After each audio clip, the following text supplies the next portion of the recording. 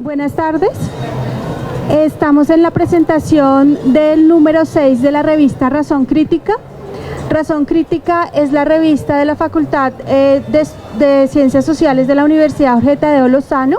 Es una publicación periódica en la que intentamos presentar resultados de investigación en el amplio campo de las ciencias sociales. En ocasiones como esta trabajamos a través de monográficos. Un monográfico es un número especial dedicado a un tema. En el día de hoy vamos a presentar, como les dije, el monográfico actual en donde pudimos contar con obras de autores nacionales e internacionales y tuvo como editor al profesor Germán Duarte. El profesor Germán Duarte se encuentra realizando una estancia en Alemania y digamos él hizo todo el proceso editorial y en el día de hoy pues nos encontramos con los autores y las autoras que afortunadamente tenemos aquí en el país para que nos cuenten un poco de qué se trata este número especial. Entonces vamos a tener un conversatorio con las autoras que son de 4 de los artículos: Laura Fattori, Cristina Crane, los profesores de la Universidad Jorge Tadeo Lozano, Diego Franco y Juan Conde. Entonces esperamos que se queden con una buena idea de la revista y que la conozcan. Todos nuestros números de la revista se encuentran en el portal web de la universidad, revista Razón Crítica. Este es nuestro número actual y para el siguiente número vamos a tener un especial sobre China. Entonces, como ven, tocamos bastantes temas en el campo de las ciencias sociales, pero pues esperamos que con este número podamos llegar a un público interesado en los temas específicos de la revista que se presenta hoy. Entonces los dejo en compañía de los autores y las autoras y en primer lugar del profesor Diego Franco. Muchas gracias, Angélica, buenas tardes a todos. Pues bienvenidos a esta presentación y lanzamiento del número de la revista. Quisiera comenzar, podríamos hacer una presentación rápida de cada uno. Me va a tomar el atrevimiento de empezar. Yo soy el profesor Diego Franco, profesor del programa de cine y televisión de la Universidad Jorge Tadeo Lozano, profesor de tiempo completo para el programa y el departamento de comunicación social y cinematografía, no sé.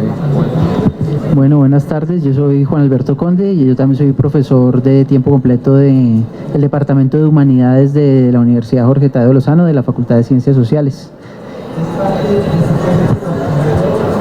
Buenas tardes, yo soy Cristina Crane, soy profesional en cine y televisión de la Universidad Jorge Tadeo Lozano y investigadora independiente. Buenas tardes, yo me llamo Laura Daniela Quiroga Fattori, también soy profesional en cine y televisión e investigadora independiente en el área de cine. Bueno, bien. La idea, pues, la particularidad del número 6 de la revista de Razón Crítica en esta edición, pues tiene la particularidad de contener un dossier en el que se abrió una convocatoria para la escritura de artículos que girarán en torno a la representación o al acto narrativo en la era digital a partir de la reflexión que se puede hacer desde las teorías de narración fractal que tienen origen en la teoría o en la tesis doctoral, mejor, de, como ya dijo Angélica, el editor invitado, que es el profesor Germán Duarte. Para colocar un poco el contexto de lo que es la narrativa fractal, Germán Duarte hace una reflexión acerca de las formas de representación que se hacen en diferentes espacios narrativos, entendiendo como diferentes espacios narrativos las diferentes disciplinas artísticas, tanto las artes plásticas, pasando por el audiovisual, asimismo por la literatura y por el cine. Se habla mucho se ha venido hablando o reflexionando alrededor de la historia del arte y de otras disciplinas sobre la representación formal que se ha tenido en las artes, las representaciones euclidianas y demás, y a partir de esas reflexiones Germán Duarte propone los diferentes espacios narrativos que se hacen a lo largo de la geometría fractal. Sobre ese contexto, entonces, se hizo la invitación a que diferentes autores hiciéramos la reflexión desde cada una de nuestras disciplinas. A saber, Laura lo hace desde la imagen en movimiento y el cine. Cristina lo hace desde la parte de las artes plásticas, una reflexión a partir de la paranoia crítica que se ve reflejada en la obra de Salvador Dalí, y Juan trabaja alrededor de la novela digital y la literatura y las nuevas opciones que se pueden hacer, las lecturas y configuraciones de narrativas que se pueden hacer sobre soportes digitales. Estamos en un momento coyuntural en el que definitivamente, al hablar de espacios digitales, no se está hablando solamente de los momentos sobre los cuales, o las plataformas sobre las cuales se hacen diferentes ejercicios de representación, sino también cómo pensar y estructurar sobre esas bases digitales las diferentes formas de expresión o de representación. Tomar como elementos de la naturaleza, o tomar a los elementos de la naturaleza como los diferentes datos o iniciadores que pueden componer una estructura narrativa, y configurar alrededor de esa estructura narrativa una forma de representación.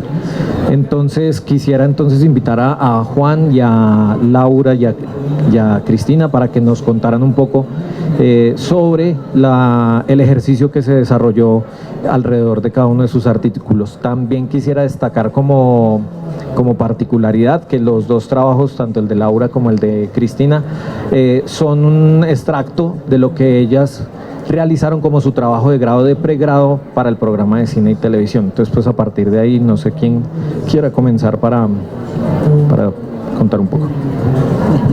Bueno, muchas gracias.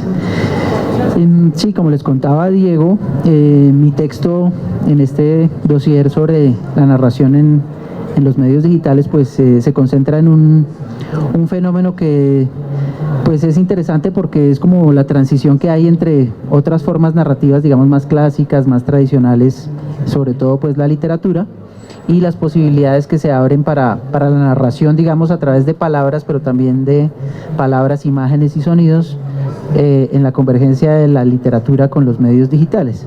Entonces, pues yo hace algunos años me encontré con una novela que se llama TOC.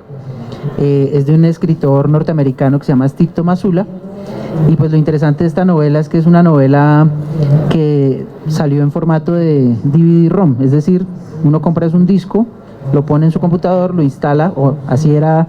La novela salió como en 2008, 2009 la primera vez, cuando todavía existían los computadores con bandeja, que ya están en vías de extinción. Entonces la novela la vendían así, casi como un videojuego que uno instala en el computador. Y pues la novela era, pues no digamos que una de las primeras, porque pues hay toda también una tradición de literatura electrónica, pero sí fue una novela que tuvo mucha repercusión y mucha resonancia en los estudiosos de las nuevas literaturas electrónicas. Y yo había hecho alguna vez, hace también varios años, para un festival de la imagen, una especie, digamos, de análisis de la novela, pero entonces para este dossier se me ocurrió, aprovechando que hubo, como lo que llaman algunos teóricos, una remediación de la novela, es decir, la novela, pues como les digo, inicialmente era un formato un poco ya arcaico, pero entonces hace ya un tiempo más reciente, 2014 tal vez, hicieron una versión para iPad, entonces para dispositivo de Apple. Esta novela entonces pues la vendían a través de la App Store de Apple, pero pues una cosa curiosa ya desde el principio de esa traducción o de esa remediación de la novela es que como primero la vendieron en forma de CD o de DVD, la novela venía con ISBN como si fuera una publicación, digamos, literaria tradicional, y eso hizo que cuando la fueron a vender en la App Store pues tuviera unas restricciones legales y un poco de problemas para que la gente pudiera acceder a ella en ese nuevo formato. Entonces creo que fue como un buen pretexto interesante ver cómo la novela empezaba a transformarse también con el tiempo, sobre todo porque la novela, su temática tiene que ver es una reflexión, digamos, en términos muy metafóricos sobre cómo concebimos los seres humanos el tiempo, ¿sí? De hecho, el nombre de la novela TOC es parte de la onomatopeya en inglés del tic-tac, en español sería tic-tac del reloj, ¿no? Y en inglés es TikTok, entonces se llama TOC por el segundo, digamos, acento de la onomatopeya del reloj Entonces la novela es toda una reflexión sobre el tiempo muy interesante, con unas imágenes muy sugestivas, con también una arquitectura narrativa muy particular pensada para un medio interactivo, pero también lo que han reflexionado algunos teóricos de los medios y unas teóricas sobre todo, es que al remediarla para el iPad, pues se revelan un poco también ya las limitaciones del medio digital, de la primera etapa de los medios digitales en la interactividad, pues porque una de las cosas que incorporó el iPad y las tabletas y los dispositivos móviles en la interacción con una historia son los gestos de la mano, ¿no? Los gestos táctiles, que por supuesto no estaban en la primera versión de TOC, porque TOC estaba pensada para un formato lo llaman de escritorio, digamos, de computador de escritorio. Entonces, de alguna manera la novela trató de actualizarse, pero en realidad sigue conservando muchas de esas trazas de la narrativa, digamos, más ya clásica, incluso dentro de lo digital. Entonces, un poco mirando esa parte técnica, pero también mirando la parte narrativa, cómo el lector accede a esa interacción con las historias, ¿sí? Pues trataba yo de hacer una reflexión un poco también de la temporalidad de los medios digitales, ¿no? Cómo esa aceleración en los tiempos de la narrativa digital también afecta un poco la manera en que los lectores se aproximan a esos contenidos, ¿no? Entonces, bueno, además de eso, pues propongo un análisis digamos, del contenido de la novela, usando un poco una teoría que viene de la lingüística y de la semiótica cognitiva, que es la teoría conceptual de la metáfora, y que ha hecho muchos análisis, sobre todo precisamente de la metáfora que usa el autor en esta novela, que es, me avisan si estoy hablando mucho y si es tiempo de cortar, es la metáfora de el tiempo es espacio, ¿sí? Como el tiempo es algo tan abstracto, es algo tan difícil de entender, ¿sí? De hecho la novela empieza con un epígrafe de San Agustín que es muy citado, que dice: ¿qué es el tiempo? Si me preguntan, no lo sé. Si no me preguntan, sí sé qué es, ¿sí? O sea, uno sabe qué es el tiempo porque vive pendiente del tiempo a todo momento, pero si le preguntan qué es el tiempo, pues uno se empieza a enredar, ¿no? Es imposible definirlo, es inaprensible, etcétera. Y pues la novela está reflexionando todo el tiempo sobre eso, ¿no? Entonces, usa un poco esa metáfora de el tiempo es espacio, que usamos en todo momento para explicarnos el tiempo y para poder gestionarlo, ¿sí? Una agenda básicamente es una disposición espacial de las horas, los minutos, los meses. Un reloj un reloj análogo tradicional también es una espacialización del tiempo, ¿sí? Y así sucesivamente. Claro, con los relojes digitales, cuando aparecen los contadores, ya cambia mucho también la metáfora del tiempo. Pero entonces yo me puse a analizar si esas mismas metáforas, digamos, cotidianas del tiempo eran las que funcionaban en la novela, y me encontraba que no, que en realidad el autor lo que hace es toda una deconstrucción de las metáforas temporales y propone algunas nuevas también, o cuando usa las metáforas cotidianas las revierte completamente. Y también se detiene en una metáfora que muy pocos, digamos, estudiosos de esta metáfora han estudiado, y es la metáfora de los usos horarios, ¿no? El hecho de que en el globo terráqueo pues están medidos por los meridianos, etcétera, cómo va cambiando la hora dependiendo de qué región del mundo estemos, y el autor utiliza también esa construcción conceptual tan compleja, pero que finalmente, si uno empieza a desplazarse en el globo terráqueo, más o menos va entendiendo cómo es posible que uno sale un día y llega el día anterior a otro lugar del mundo, ¿sí? Esas paradojas temporales.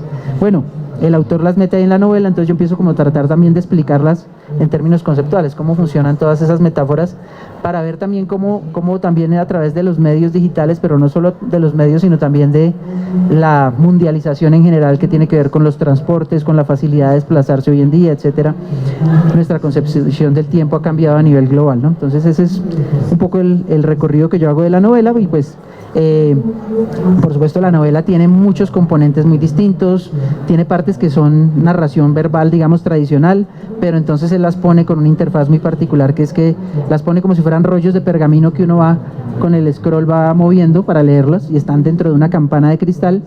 Ahí juega con varias también formas anteriores de los relojes, las clepsidras, los relojes de arena, etcétera. Otras partes son videoclips, videos que los hizo una videoartista, los hizo para un proyecto de ella, pero que está conectada con esta novela, y aparecen esos videos allí. Zoe Beloff, ella usa pues una historia por allá de un paciente en la Alemania de antes de la Segunda Guerra, que creía que lo estaban controlando telepáticamente.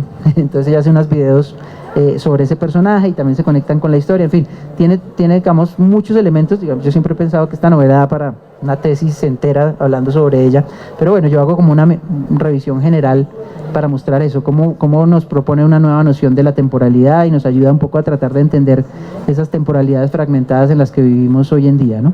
Ese es un poco entonces el recorrido que yo hago. Sí, entonces, gracias, les doy la palabra.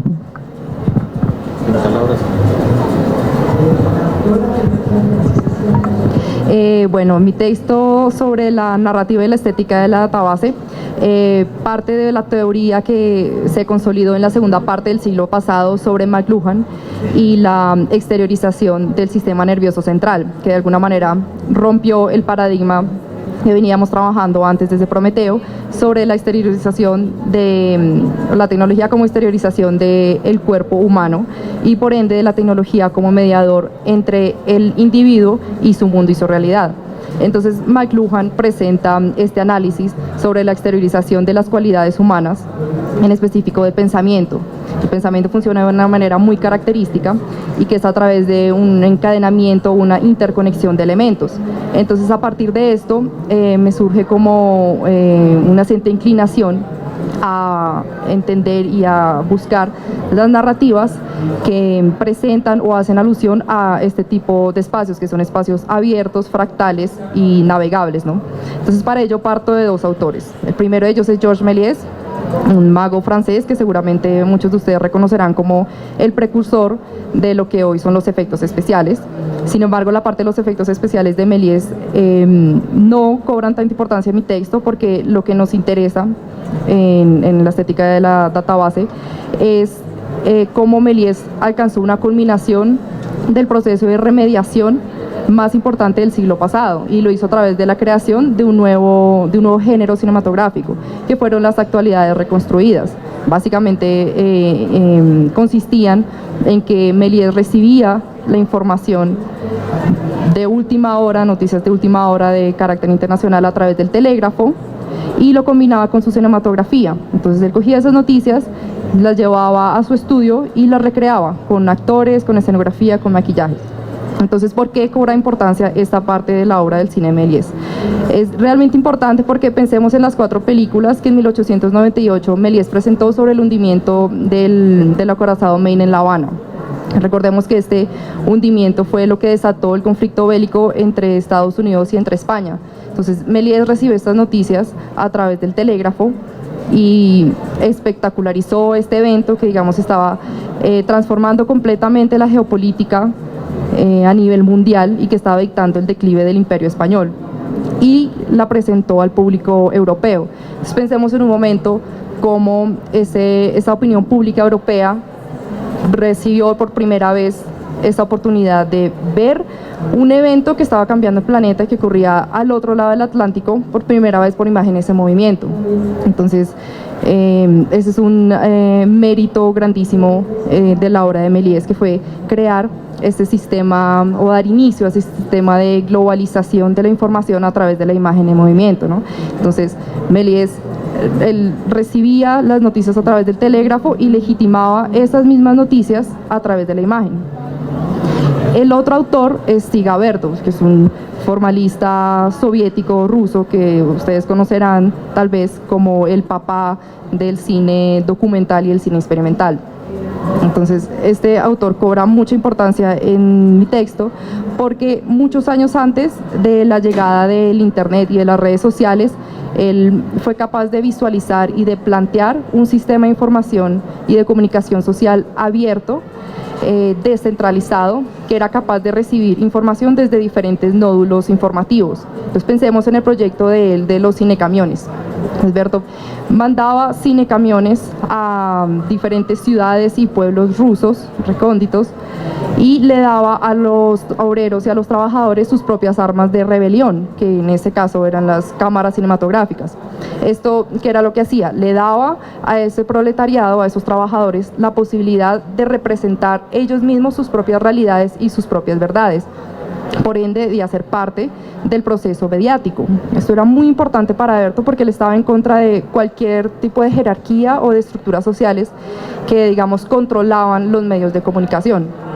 Entonces él estaba en contra del poder burgués, que presentaba dramas de entretenimiento banal, pero también estaba en contra del aparato institucionalizado propagandístico comunista, ya fuera en sus tendencias bolcheviques, que digamos mostraban y especificaban unas pautas de propaganda, y Berto eso le molestaba porque Berto lo que creía y lo que él creía y lo que él quería era que el espectador fuera un espectador activo, que formara parte del proceso de creación de sentido, que no fuera una mente adormecida, digamos, a merced del dictador de turno. Entonces, aquí bajo la clara influencia, del futurismo italiano, Berto ve la tecnología, en este caso la tecnología cinematográfica, como un aparato de liberación del ser humano. Entonces, viendo de perspectiva a ambos autores, podemos ver que ambos ven desde muy temprano que la narración en esta nueva era que estaba inaugurándose se iba a basar completamente en la imagen en movimiento.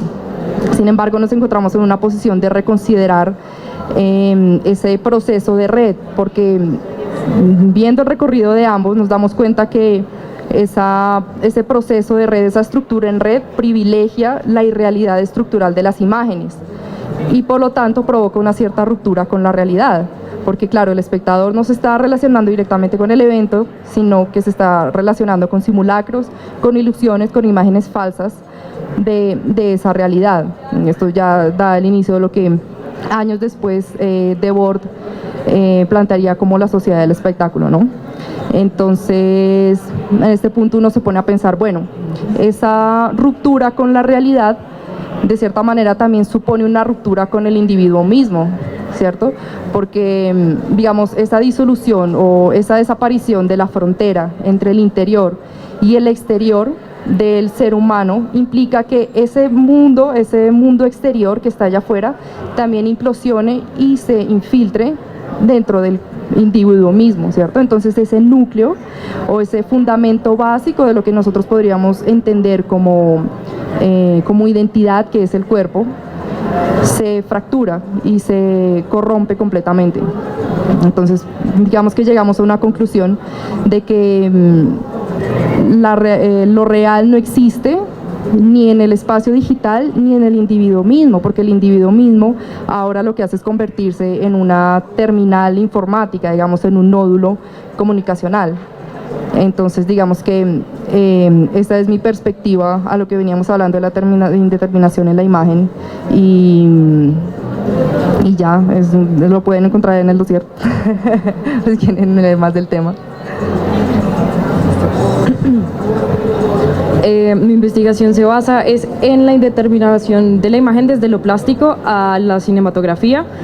Se llama Paranoia en movimiento, y el eje central se basa en Salvador Dalí y en su forma de la indeterminación de la imagen con el método paranoico crítico.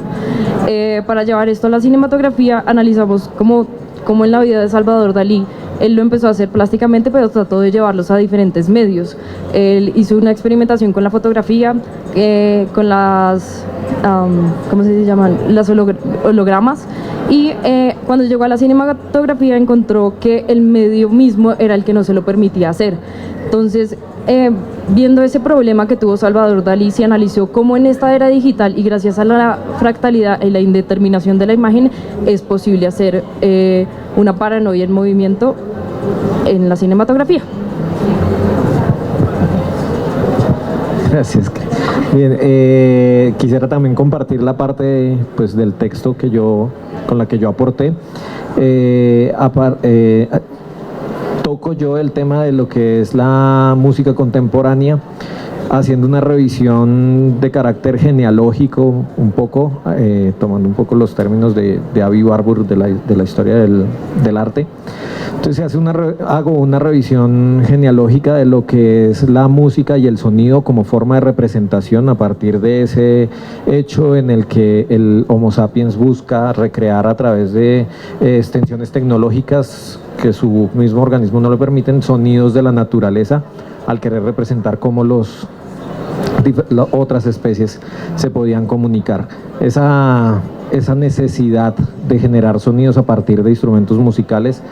El texto describe un poco cómo surge también la necesidad de escribir para poder generar sonidos a partir de esos instrumentos, y se revisa un poco lo que es la notación musical, que construye todo lo que se conoce como los periodos clásicos de la historia de la música hasta principios del siglo XX, en donde pues pongo un punto de ruptura con tanto con la revolución industrial como con las dos grandes guerras, en donde el pensamiento contemporáneo del siglo XX transforma esta forma de representación, transforma también la forma en que los compositores querían componer sus obras, buscando nuevos recursos tímbricos y expandiendo el espectro de posibilidades musicales para llegar a uno de los términos que está presentes en el título del dossier, que es la indeterminación.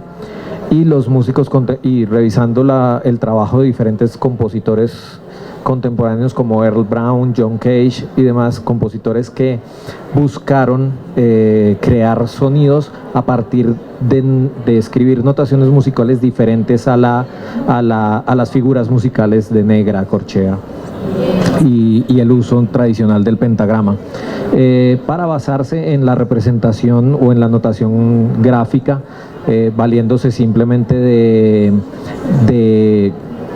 figuras geométricas o de líneas trazadas aleatoriamente, que asimismo el músico podía interpretar desde su propia forma de interpretación, incluso a llegar a poner, en el caso de obras como las de Earl Brown, la partitura en diferentes posiciones sin tener que afectar necesariamente lo que el compositor quería.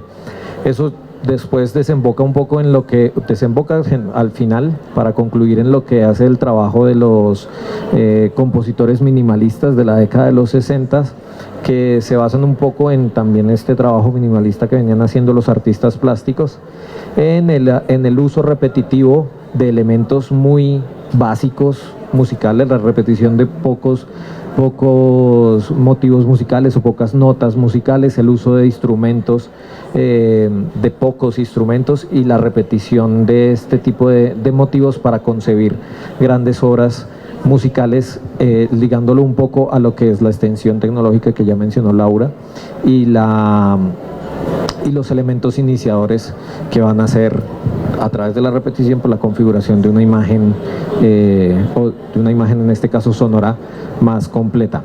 Ese es, digamos, el resumen como de los 4 textos con los que nosotros 4 aportamos. Ahora la invitación es como para que cada uno nos cuente cuál es el ejercicio de investigación que seguiría, o cómo sigue este trabajo de investigación a partir de estos textos que hemos puesto aquí en el dossier.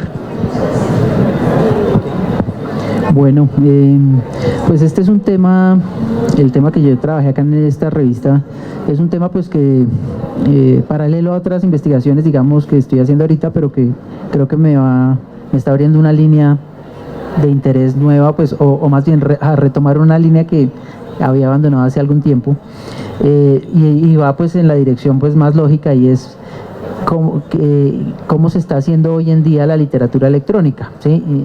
Por ejemplo, los analistas que comentan, digamos, las limitaciones que tiene TOC cuando pasa a tabletas o a dispositivos móviles, pues generalmente la comparan con otras novelas interactivas, o que incluso ya el término novela pues se queda corto, porque pues más bien, digamos, experiencias narrativas multimediales o otro tipo de experiencias donde pues sí hay una parte todavía, digamos, literaria, en el sentido de que uno también lee textos escritos en algún idioma, pero sobre todo también hay muchas secuencias de video, experiencias sonoras, animaciones, juegos interactivos también, que pues también estaban un poco en TOC. Entonces un poco mi interés va en esa línea, ¿no? Por ejemplo, cuáles son las formas narrativas que están surgiendo directamente en los dispositivos móviles o en las tabletas o en general también en internet, y sobre todo porque TOC, a pesar de que ya es pionero en esa incursión en lo tecnológico, pues todavía es un objeto cerrado muy similar a un libro, ¿sí? Todo lo que uno ve en TOC o interactúa en TOC está dentro de su, digamos, paquete de información, y hoy en día pues otras posibilidades narrativas son las narraciones abiertas, donde uno pues el objeto narrativo lo remite a otras páginas, a otros lugares, la interacción se expande muchísimo más. Entonces creo que va a ser un poco más hacia esa línea donde en esta línea de investigación puedo yo ir a buscar digamos, a seguir explorando estas transformaciones de la narración en la era digital. Y eso pues también lo termina llevando uno mucho hacia el mundo de los juegos, de videojuegos y otras formas, digamos, de interacción digital, ¿no? Yo creo que es como la evolución más lógica.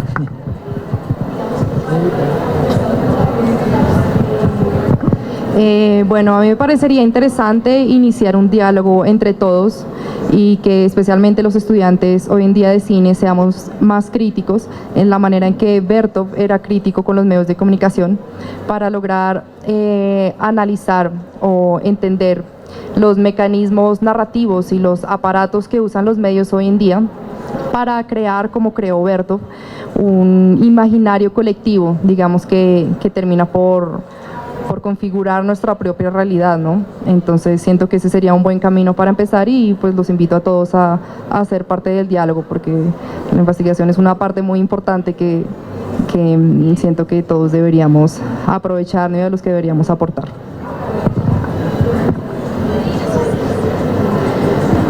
Bueno, para seguir como esta investigación, estoy haciendo un proyecto que demuestre la tesis que propongo.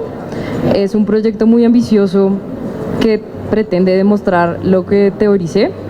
Estamos todavía en desarrollo y por parte de la investigación estoy tratando de llevar cómo aprovechar el espacio narrativo de la era digital y cómo llevar otras obras plásticas, otros artistas plásticos a la cinematografía de otra manera.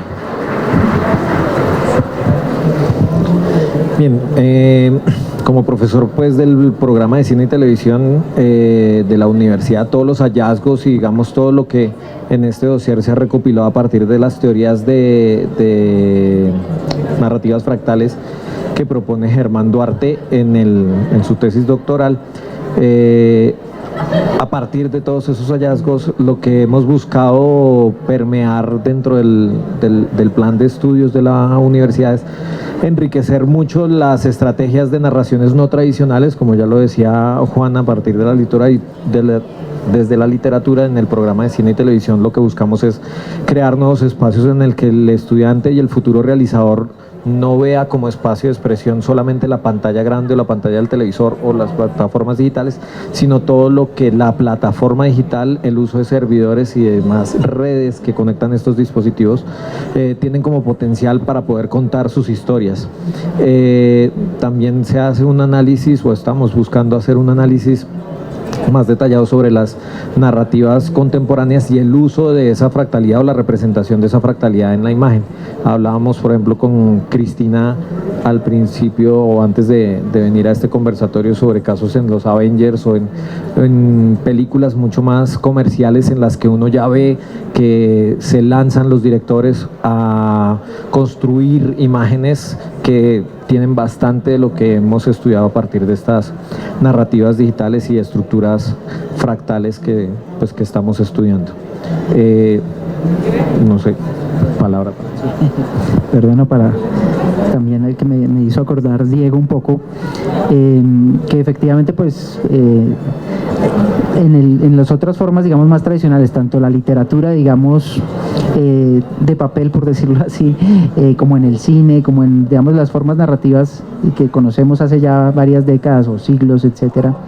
Efectivamente, estas transformaciones digitales también han impactado y han generado como nuevas, digamos, otras búsquedas desde las posibilidades de los medios tradicionales o en conexión con los medios digitales.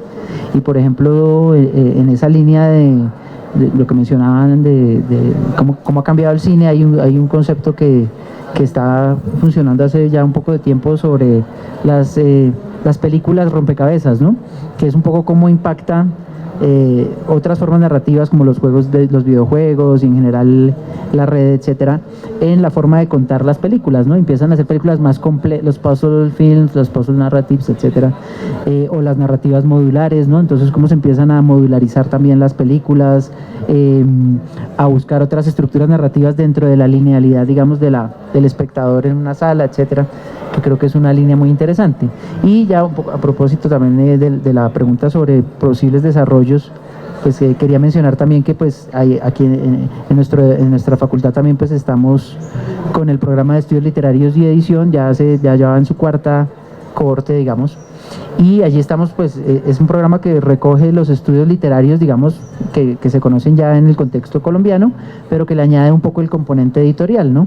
Y una de las líneas, digamos, muy interesantes pues ya que además que estamos en la Feria del Libro, una de las líneas más interesantes del mundo editorial contemporáneo también es todo lo que tiene que ver con las transformaciones de la edición en la coyuntura digital, no solamente pues hablando de libros electrónicos o de otras formas, digamos, de edición de contenidos en plataformas digitales, sino también incluso cómo se han transformado los procesos editoriales del libro tradicional. Entonces esa es una línea que estamos también empezando a explorar ahí en la facultad, en este programa particularmente de estudios literarios y edición. Bien, yo creo que pues lo que hemos dicho expone todo lo que queríamos presentar hoy en este lanzamiento del dossier. No sé si de pronto hayan preguntas del público pues estamos dispuestos a intentar responderlas. No sé.